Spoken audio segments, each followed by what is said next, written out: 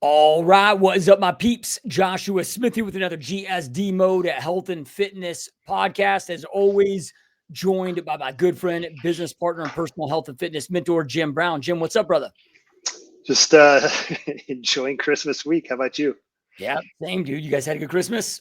Yeah, man. It's a lot of naps and chilling. So catch up on movies, Yeah, dude. all I that stuff. decided same thing, dude. I decided to just I was like, all right, man, first full on cheat day that I think I've had in like a year.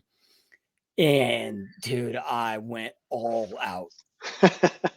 Like boxes of cookies, mac and cheese, like to the Yeah, point where I mean, it was nice because I ate myself into several food comas, so I was able to actually get some good naps in.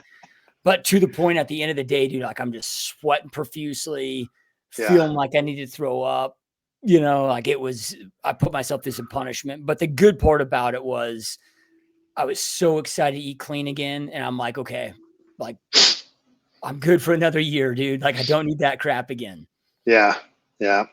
Well, I'm still running the Retatrutide experiment, which is, for those of you who don't know, it's a analog of semaglutide. So, really appetite's under control, thank God. I ate some cookies and stuff, but more just because they were there. But anyway, I kind of wanted to go over the injury thing. As you guys know, I ruptured my bicep tendon a couple weeks ago at the beginning of December. I had it surgically repaired, all that, and it's interesting. I'm 53 now, and you guys kind of know about how I train. I train to positive failure, which we've talked about along at nauseum on this podcast, but typically in higher rep ranges and all that. But the one thing everybody wants to ask about is, how did you do it? And then they think, well, yeah, I don't do that, so I'm okay. But it's a reverse grip row, something that I've done for, I don't know, 40 years of training and ungodly amounts of weights at times, and all these other things. So it really wasn't the exercise. I think it was kind of worn and it had time, and I shouldn't have tried to slow it down. That's a fact. But interesting, it got me thinking, a long time ago when I was more immortal, inhuman, lifting weights that were super scary, even to me. I had been a student of Charles Poliquin, and one of the things that he had talked about was high dose pycnogenol. And if you remember, we had that in our eye formula, and it's a really strong antioxidant. It does a bunch of stuff. But I remember, his big thing on it was he was giving it to Canadian hockey teams and skiers, and that with full range motion squats and everything. But anyway, their tendons and ligaments got stronger. And so I haven't taken that in a while, and the dosage that we had on our eye formula wasn't really a heroic dose. So, I incorporated that back in. I'm running some peptides to try to help healing, a little bit of growth hormone, that kind of stuff, the normal stuff to aid in healing. But just on my radar, man, as being an older athlete, you're getting 40s, 50s, whatever. I would throw Penogenol into the mix again, and you're probably looking at 1 to 300 milligrams a day just for tendon and ligament health. Now, is that something that's like over the counter? Yeah, you can get a Now brand, whatever. It's in some formulas, but yeah, just get 100 milligram Penogenol capsule and take it a couple times a day. And second on that would be vitamin C. The vitamin C does a lot of things, and sometimes I've skimped off and on it, and I don't eat as much sources of vitamin C, high in vitamin C, that I probably should. So that's back on the menu. So I'm taking that C and Penogenol, and then ramped up my collagen intake a little bit higher too. So just some thoughts. It's hard for me to really say what happened that day, but my tendon was a little damaged. It had been taking some heat, as the doc said. He took pictures, some pretty good pictures of it for me, and it was being a little damaged. Of course, we talked about this, I think, last week. I just finished months of doing Monster Maker and some heroic type of workouts where I got really strong again, and I think all those kind of added up to it. But just if you're an older guy, mid 30s and above, I would probably keep in vitamin C year round, and then I would add Pygnogenol, just to be safe. And I think that's about the best best two things that you can do for tendon ligament health, other than be young. you know. Yeah. Yeah. And then also on top of that, I mean, what about training style? Because it's one thing I know we've talked about this a lot, but it's something that I'm always really strict with of training higher reps, still to progress it, to failure, positive failure. But, just I don't know if that is a magic bullet, but I figure, hey, if I can do 50-pound dumbbells versus 100-pound dumbbells and make them just as hard by doing 20 reps of those or 25 reps of those, it can't hurt. The caveat there is form, right? I think, and the higher, I think. Well, look, I mean, this is the first time. It's not the first time I've had a tendon rupture, because I've torn a couple in my calf. I've torn a couple hamstring things, but all the other injuries I've had have been muscle belly tears and not tendon or ligament related. And so I would just say N equals one experiment over here, and most of the people that I've trained, I don't remember that I've ever had a guy blow a pec or rupture a tendon or pull a bicep up, ever. And I would attribute it to the way we train is a lot of that. And so, yeah, I think, and that's partially why I've developed, kind of the system that I have, is because I think the higher reps, even if you are going to failure and even if you are going all out, and hey, some of them might get a little bit sloppy on the last two or three, which they shouldn't get too sloppy, but if they do, I think it's more conducive for tendon and ligament health, and we're able to, build muscle with that as well. So that was another problem. I was only on 6 reps, and then, I threw up the last rep and I tried to fucking slow it down coming down. And that was a big mistake, man. Whereas normally the reps before that, when I only had, 2 plates on, I'm going up, I'm squeezing at the top, almost a pause and then down. So I wasn't throwing anything around. And, if I wouldn't have put weight on, I would have still done those types of reps that, so I kind of went outside of my training, the rep range that I normally do. But anyway, I think the higher rep protocols are better for tendon and ligament health. Yeah, yeah, and I'm not sure what your thoughts are on this. I think I've even talked about this with you in the past in the podcast, but dude, this was about 30 years ago. I'm like 13, 14 years old, club industries, and Larry Scott's there, former Mr. Olympia. Yeah. And, he's one of those guys, obviously great physique to be able to get to Mr. Olympia, but just never really had an injury and was always able to, continue to train. And, we had a whole group of the audience around watching him demonstrate different lifting styles. And, it was a little workshop thing. But one of the people in the audience asked him, like, hey, how have you trained and consistently trained at such a high level, but, have not been injured? And he's like, I've just got a very strict rule of thumb where if anything ever, like, and if I'm doing anything and anything ever hurts, he goes, I just stop immediately and I go find replacement exercises that create no pain, and I just do those. Yep. So like recently I've been having it where for whatever reason, when I do either dumbbell or barbell shrugs, like I'm feeling a pain, the upper end of my neck. So then the second I started doing that, I was like, okay, I'm just stopping these. I can do upright rows with no pain. And you get a lot of traps still with, doing side lateral raises, whatever. So I'm just like, stop them immediately and just go to things. I don't know what your thoughts are on that philosophy, but seemed like it. Oh yeah. I never trained through that. I mean, there's pain that's, you're like, okay, I can get through this, like lactic acid, like, whatever. Hey, I'm tight. Maybe I'm sore. I got to warm up a bunch, all that shit. But pain, no. Exercise over with. I move, because if you can't work your triceps in with 30 different ways in the gym, you're fucking retarded.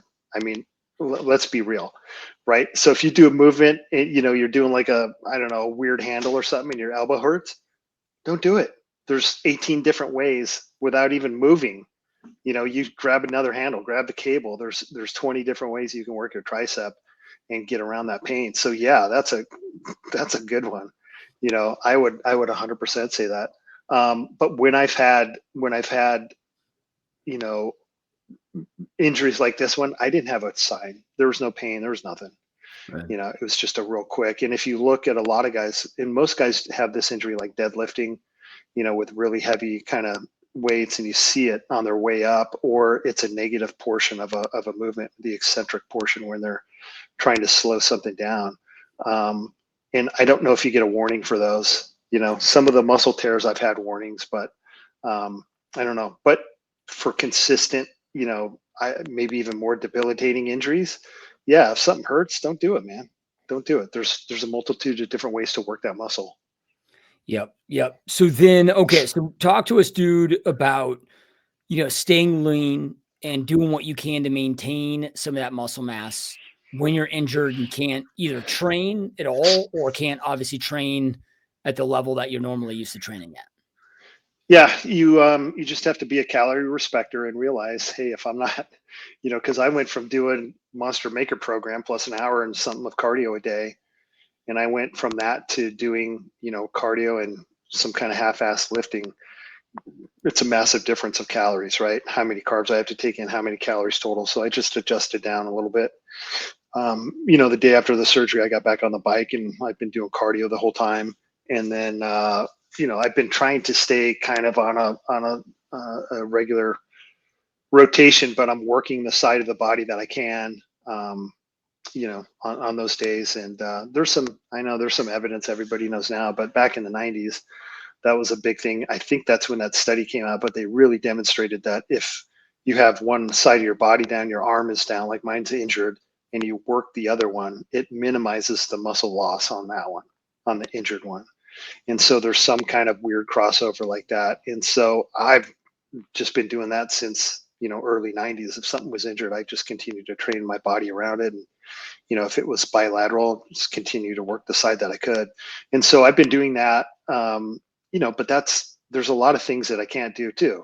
So I'm limited on that, and I'm not trying to maintain the 100% amount of strength that I have on the good side. I'm just trying to get a bunch of blood in there, pump it up, and maintain it at some level. Because I know when I come back with the second side, there's going to be a lot of catching up to do before I can be at full strength again. So I'm kind of meeting myself in the middle there. But yeah, I'm doing legs as normally as I can. I'm doing everything else that I can. But food intake and calories are going to be less. And so reflectively, I've been eating less with that, and haven't, not getting fat. Um, I am in a little bit less calorie deficit than I was before, because when you're healing, I don't think it's real beneficial to be in a calorie deficit. So I've been trying to be respectful of that, but stay at somewhat of a maintenance dose. Now, do you alter those calories based on, okay, well, I'm not training at the same intensity, so maybe I don't need as many carbs. So I'm gonna cut the carbs a little bit more and make sure my proteins is high, or do you just kind of equally reduce all of them? Well, protein's always, protein hardly ever goes below 1 gram per pound of lean body weight. And then when I ramp up either calories or whatever from there, it's either carbs first and then fat second. And just from that standpoint, I'm using less glycogen. I don't need as much, so I'm eating less carbohydrates. That's the first cut of where the calories came from. And then just because I'm not as hungry, some of that comes out of the protein side too. Now I do try to make that up when I'm not able to eat or I'm not as hungry. I try to make that up with liquid nutrition. Like I said, I've added in a bunch more collagen, and so trying to keep the protein high. Carbs are the biggest variable there. So when I'm training full, I'm blowing through glycogen. My metabolism's flying. I'm trying to keep that stoked. Yeah, carbohydrates are added in and they're taken away as needed. In situations like this too. Yeah. Yeah, I know, like, my non-training days, dude, I'm always, like, 800 calories less, Yeah. just because my body doesn't need them, dude. I'm not training that 2 hours extra a day. Yeah, and that's a good way to maintain kind of the leanness too, right? I mean, would you recover faster and probably grow more if you didn't do that? Maybe, but you also probably put on some body fat. So there's a balance there Yeah. for sure. Yep, and then I always forget the name, but the new peptide that you're testing out, how's that going? Yeah. So as you guys know, the semaglutide has been out for quite a while. Ozempic, Wegovy, all those. Now, all those, just another refresher for you, those trade names are patented ways of, well, those are so that pharmaceutical companies can sell peptides. You can't patent a peptide, but what you can patent is the delivery system and the dosage. And so Ozempic, Wegovy, they're semi-glutide, but they have different delivery systems, meaning they're preloaded syringe or whatever they do, and a certain amount of milligrams. So they'll patent that and sell them. So basically, it's semaglutide, same one that we've been buying from research companies for a decade and using. But there's a couple advancements in those peptides, tetrapeptide, and I know I'm saying that wrong. And then retatrutide is the newest one.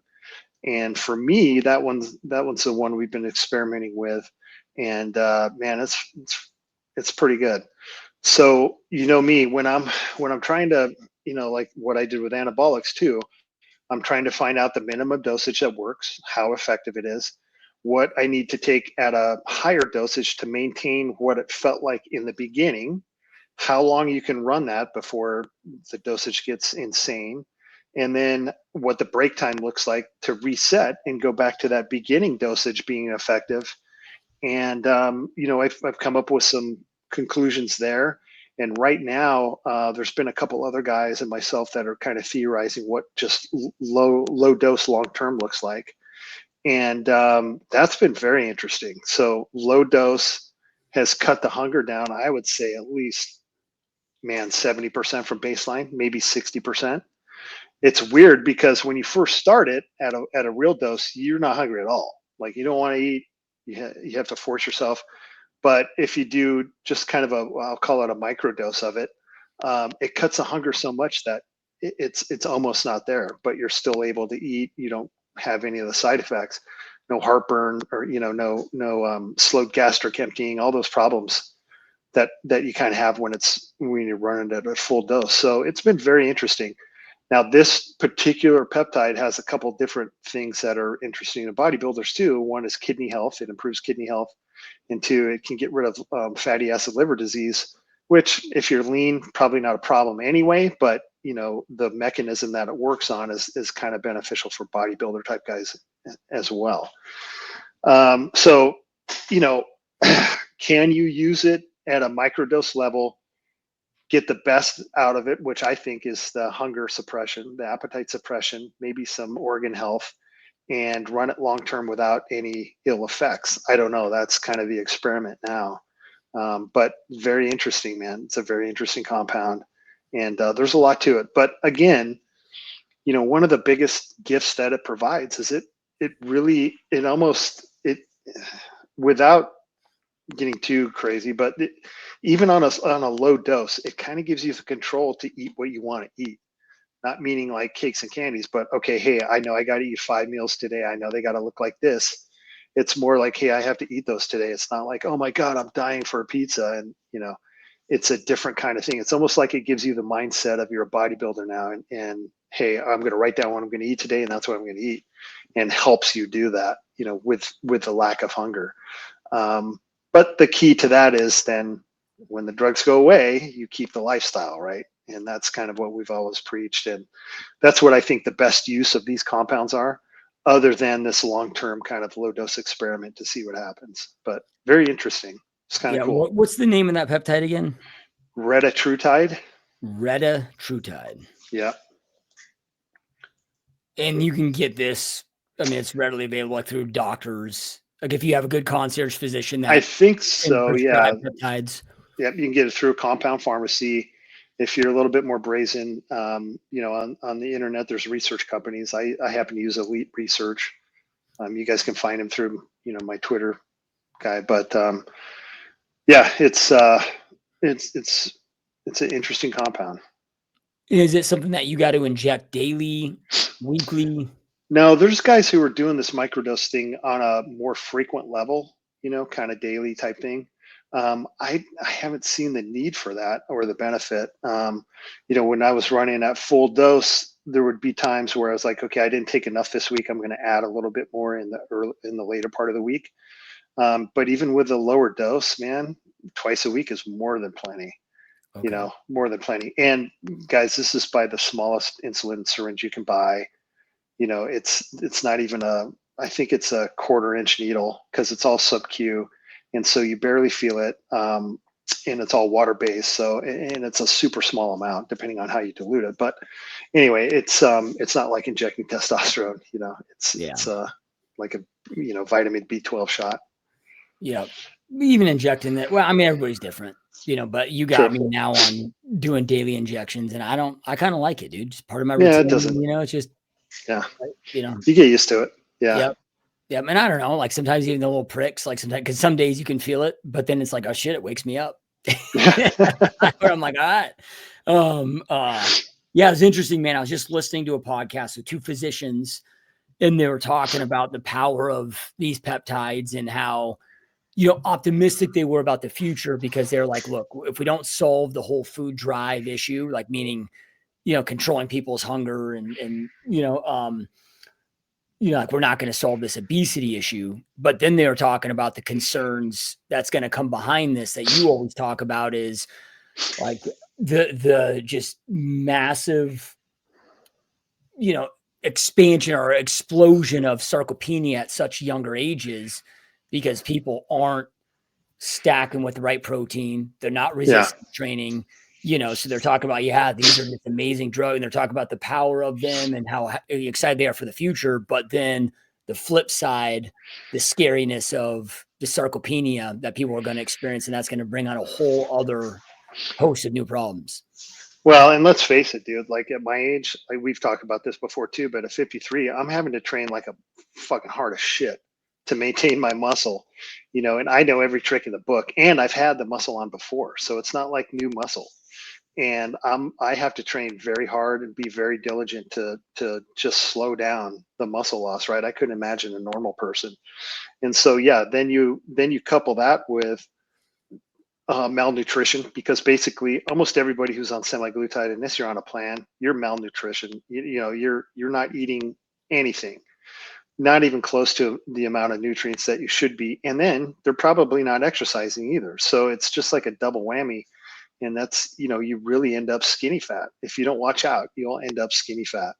And even me, man, there's been multiple days, and I went back to liquid nutrition. It's like, man, I just don't feel like eating today, but I need 50 more grams of protein, so I'm going to fucking drink it. And that's the beauty of whey protein. You can put that in 2 ounces of water. I throw some carbs in with a couple squirts of honey, just so I don't have any, gluconeogenesis or conversion of those aminos to glucose, blah, blah, blah, all that. But, there's some strategies to mitigate that, but that's an easy way to throw down 50 grams of protein. And that, takes me back to me trying to break 300 pounds. There'd be a point where I could not process any more whole food, where I would just drink the rest of the nutrition I had to drink, in the middle of the night when I got to piss, so it's all the same tricks. It's just a different application. And if you're a normal person, like regular person going on semaglutide or whatever from your doctor, you're not getting the advice of eating, hey, you should be eating three full meals a day. This should be protein first, then carbohydrates, a little bit of fat, and then probably another hit of protein in between that. And you need to work out, or else you're going to lose it, because it's just what happens. The muscle mass will fly off of you, and then the fat loss will slow down, and you end up skinny fat. Yeah, because what is the age, like before these drugs, where people were getting adequate protein, let's just say? Like, I mean, what's it? Typically 40s, 50s, where like I think it, sarcopenia. yeah, definitely by 50. Yeah, definitely by 50 starts slowing down. But then, when we first started talking about this, and I was getting into, mid 40s or whatever, people would, oh, how old are you? And you tell them, and they'd be like, oh, well, how old are you? Well, I'm 50. Well, what the fuck happened? Well, I can't eat meat anymore. What? Why can't you eat meat anymore? Oh, it's just all heavy. And my doctor this or doctor that, name the excuse. And I'm like, well, do you work out? Do you walk? Do you do anything? Or do you just eat a meal at night and sit in the chair, right? I mean, that's probably why it feels like it's just sitting there. I don't know. I mean, when I eat a steak, like a steak and a potato or a steak and some vegetables, I'm fucking hungrier after I eat it. Legitimately, I'm hungrier after I eat them. And it's just this whole, it's a combination of things. People think, well, I don't need that much protein. I don't need that much meat. Meat's bad for you, whatever the fuck it is. But that coupled with, just the biological aging process is a fucking nightmare. You lose more muscle, and then you become fragile, and then you're fucked. And so, we know different. and we try to preach that to the normal, the normies, but it's a hard sell, dude. And you look at these people who are telling you meat are bad, and oh, I just can't eat like I used to, and they look like a bag of crap. It's like, well, God, all of you guys think that, and all of you guys look alike. Maybe let's somebody think outside the box. I don't know. Yeah. But yeah, dude, it's a full time job, and thank God if I did that part of my life right for sure, was put on muscle earlier, and then master that craft. And when you get into your later years, 50s and 60s, you're at least able to maintain some of it, and stay functional. Yeah. Yeah. And for anybody that's watching, listening of, yeah, like if you want to get to, the maximum extremes, it definitely can be a full-time job, but I look at this, because it's like, I mean, that's the number one complaint I get or excuse that I hear from friends as to why they don't get in shape is, oh, I just don't have the time. And I'm like, hey, look, man, I've gotten amazing results with hitting the gym for 5 hours a week total. So an hour a day, 5 days a week. Um, like I don't take time to eat really. I mean, I'll take 2 days a week to meal prep everything, but then I just pop it in the microwave. So I'm not taking the time to eat out. Saves me a bunch of time. Yep. And then because I'm a guy that has to work 12-hour days, dude, and I got 3 kids. And so I got to really maximize the time, but then I just schedule like, hey, anytime I'm on the phone, I just make sure I'm pacing, so I get in my, 15,000 steps a day, just freaking phone calls, so, there's also ways I think now doing that. Could I go step on a stage and be successful? Probably not, but to Yeah. look better than 99% of human beings out by the pool, right? Like, this stuff doesn't need to take as much time, I think, as most people think. No, it doesn't. My comment, full time job, meaning you have to every time you eat, you have to be mindful. You have to Oh plan yeah. ahead, all that stuff. But that's all doable. And guess what, man? The time's there. You just don't want it. That's really it. I mean, I train at 5 in the morning. I train at 6 in the morning. If I'm coming back from a trip or whatever, I always have a spare change of clothes in my car because it might be 3, it might be 4, it might be 8 o'clock at night. I'm driving back into town. I pass the gym. Well, I'm swerving in for 40 minutes, and getting it done.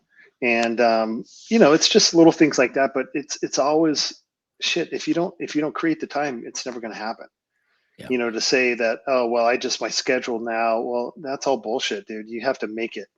It has to come out of somewhere. And for me, I'd rather sleep less and be in good shape and be functional and have a higher quality of life than that extra hour or 2 hours of sleep, that I probably don't need anyway.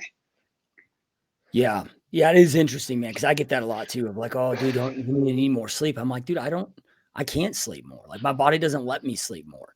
Yeah. And I'm fully convinced that, like, when you're eating super clean and you're taking great care of yourself and you got the right activity, it's like, I just don't require as much, dude. Like, Yeah. 6, like, I'm not one of these that I used to, but not anymore, get by on 3 or 4 hours.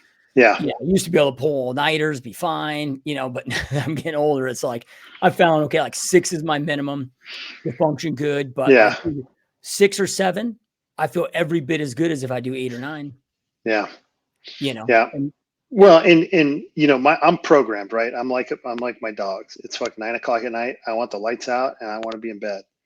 I usually read for an hour before I fall asleep or whatever. That's just a habit. But um, yeah, if I miss that time, then I definitely feel it. If I'm not in bed by time, it definitely affects me. But at the same token, I can get up at 4, I can get up at 5 and go train. It doesn't affect it. I think it enhances my day. yeah, And so the time is there, man. The time's there. People just don't want it enough. And really, dude, if you're not like, because I'm at a higher end, right? I'm trying to maintain what I would call still a significant amount of muscle. That takes more effort. It takes a little bit more effort. But if you're just a normal person and you're trying to stay lean and somewhat muscular, somewhat have a little bumps under your shirt and can do pull-ups and push-ups, it doesn't take that long, man. You're talking like 30-minute gym sessions a few times a week, maybe some body weight shit at home and some cardio, walking, not hardcore cardio. You don't have to do that. And the rest is all diet, you know? yep, yeah. I've had those times where like work is just gnarly, dude. Yeah. And Where it's like, dude, I'm maxed out at like 20-minute sessions for working Yeah. out. All I got. And it even sounds funky, but I've like, because this is before I set up my home gym where I picked this office location because my old gym is right across the street. Yeah. So I'd walk in there in my workout, like in my work clothes, work out for 20 minutes, not break an ounce of sweat.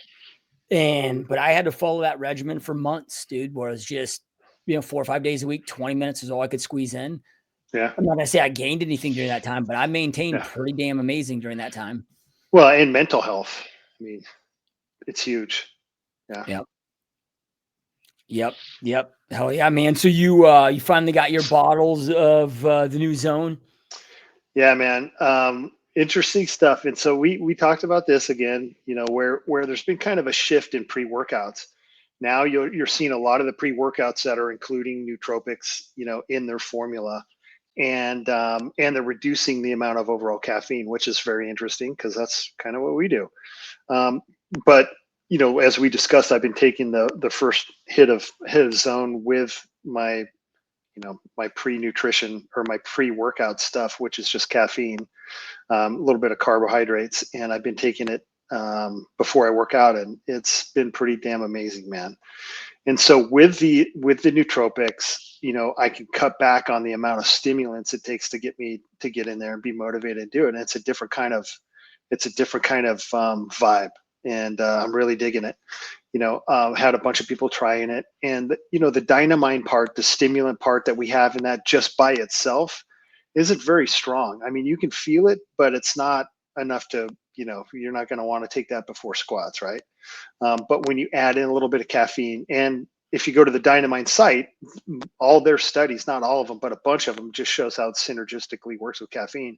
But the minute you add a little bit of caffeine, then it kind of turns on. It's almost like it's activated then, and it makes both of them feel better, the caffeine and the Dynamine. So anyway, something's happening, but I think we're going to see that in more of a trend now, where most pre-workouts, there's always going to be the 500 milligrams of caffeine ones for the idiots. But I think for the most part, and you're even seeing some like Monster Energy drinks and stuff with a lower total caffeine count, but you're going to see less caffeine, more kind of alternate stimulants, maybe panthenine or dynamine like we're using, but you're going to see more nootropics in it. And I think that's where the whole market's headed. We've kind of been there for years. I think you and I have taken Zone since we made it, with our pre-workout and part of the regimen of how we get ready for workout and then afterwards. But it's been really good, man. It's been really cool. I've been enjoying it a lot. And so I'll take 3-4 caps with some caffeine, a little bit of honey before my workout, and then about, I don't know, 2-3 hours post workout, I'll pop another 2 or 3 caps with a cup of coffee, and it's been fantastic. Yeah. Not interrupting sleep, like you said, vision. I thought you were shit, but vision feels like it's in high def. I mean, we could rename that formula high def. We really could, but it does something visually. And it's a trip, man. I can't wait to dive on it. So you haven't jumped up to the full dose at 5 pills yet? Now, I don't know if I need to. Now, if I didn't take it with caffeine, I probably would. But in the morning, I take 2 or 3, 200, 250 milligrams of caffeine to work out, and that's been plenty, man. I mean, I'm on fire. And then on the second hit of the day, when I'm doing three or so caps, the cup of coffee it's a mild cup, so it's 60, 70 milligrams of caffeine. But man, it's fantastic. Yeah. It's wonderful. Yeah. Yeah. Hell yeah, dude. Hell yeah, man. And if anybody wants to go snag a bottle of Zone, go to forgelife.com, www.forgelife.com. I think that's probably a good place to end it, unless you got anything else you want to jam on before we head out. No, man, that was a full. I felt like I talked for an hour. So. Yeah. Well, as always, brother, always appreciate you jumping on here with us. Yeah, man. Always a good time. Yep. And those watching and listen, we truly appreciate you. Keep crushing it, and we will talk to you next time. Peace.